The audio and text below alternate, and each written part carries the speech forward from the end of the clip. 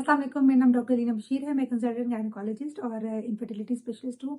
और हमेशा की तरह मैं आज भी आपके लिए बहुत ही इन्फॉर्मेटिव वीडियो लेकर आई हूँ। आज की वीडियो में हम जिस टॉपिक पर डिस्कशन करेंगे वो बहुत ही कॉमन टॉपिक है और बहुत ही कॉमन क्वेश्चन जो पेशेंट आके करते हैं कि क्या सिजेरियन के बाद हमारी नॉर्मल डिलीवरी हो जाएगी या नहीं होगी। तो आई थॉट मैं एक डिटेल वीडियो बना दूं जिसमें सारी इंडिकेशंस मेंशन हो, कौन कौन कौन सी ऐसी वजूहत होती हैं जिसमें सिजेरियन के बाद हम नॉर्मल डिलीवरी कर सकते हैं और ऐसी कंडीशंस होती हैं जिसमें सिजेरियन के बाद नॉर्मल डिलीवरी पॉसिबल नहीं होती। तो प्लीज़ वीडियो को एंड तक देखिएगा क्योंकि एंड में आपको इन सब क्वेश्चंस के आंसर मिल जाएंगे। और अगर आपने इस चैनल को सब्सक्राइब नहीं किया है तो चैनल को सब्सक्राइब भी करें और इसको आगे शेयर भी करें ताकि मजीद लोगों को भी गाइडेंस मिल सके। सबसे पहली वजह जिसमें हम ये कहेंगे नॉर्मल डिलीवरी सिजेरियन के बाद हो सकती है वो है कि आपका एक सिजेरियन हुआ हो। अगर आपका एक से ज्यादा सिजेरियन है, 2, 3, 4 सिजेरियन है तो फिर आपकी उसके बाद नॉर्मल डिलीवरी नहीं पॉसिबल। इसके अलावा सबसे इम्पोर्टेंट चीज ये होती है कि दो प्रेगनेंसीज के बीच में आपका वक्फा कितना है। अगर आपका बेबी 18 मंथ्स का है या 2 साल का है या फिर इससे ज्यादा है तो आपकी नॉर्मल डिलीवरी हो सकती है। ये गाइडलाइंस हैं जो एक कट ऑफ लेवल हमें बताती हैं 18 मंथ्स का। अगर आपने एक बेबी के बाद फॉरन कंसीव कर लिया है और आपका इंटर डिलीवरी जो गैप है वो आपका 18 मंथ से कम है तो आपकी नॉर्मल डिलीवरी नहीं हो सकती। अच्छा, एक और बहुत ही इंपॉर्टेंट चीज़ होती है जो हम मोस्टली 9 मंथ में किसी भी पेशेंट जिसका पहले सिजेरियन हुआ होता है उसका ज़रूर करवाते हैं, वो होता है डिटेल स्कैन। डिटेल स्कैन में हमने बहुत सी चीज़ें देखनी होती हैं जिसमें हम ये डिसाइड करते हैं कि इसको हमने ट्रायल देना है या नहीं। उसमें बेबी का वेट बहुत ही इंपॉर्टेंट होता है। अगर आपकी इस बेबी का वेट 3.5 केजी से ज्यादा है तो आप कोशिश करें कि इसको नॉर्मल डिलीवरी का ट्रायल ना दें, क्योंकि जब लेबर पेन स्टार्ट होती हैं तो वो इतनी शदीद होती हैं कि जो पहले ऑपरेशन हुआ है उसमें स्कार रप्चर होने का भी खतरा होता है। तो ये बहुत ही इंपॉर्टेंट चीज है। इसके अलावा आप प्लेसेंटा की पोजीशन जरूर देखें।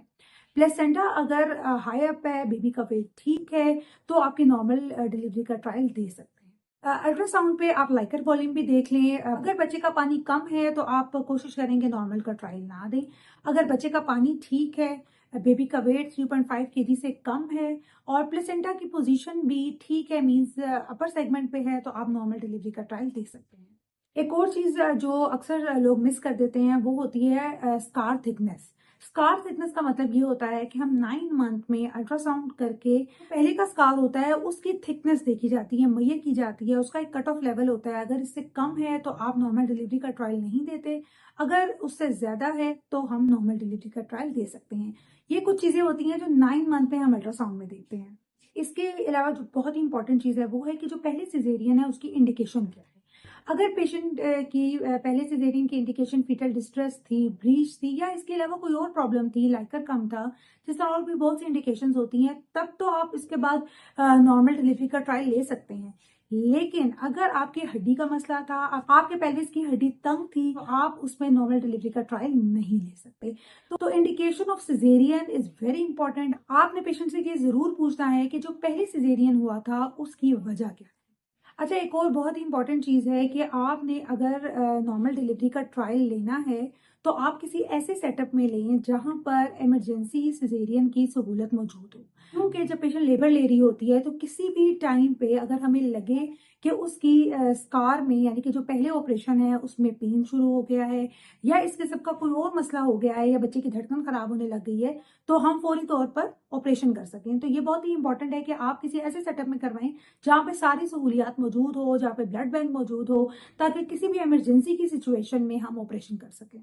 अगर आपके पहले सिजेरियन में आपको मिडलाइन स्कार है, यानी कि नाव से नीचे हमने इंसिजन दिया हुआ था, तो आप कोशिश करें कि नेक्स्ट नॉर्मल डिलीवरी का ट्रायल ना लें।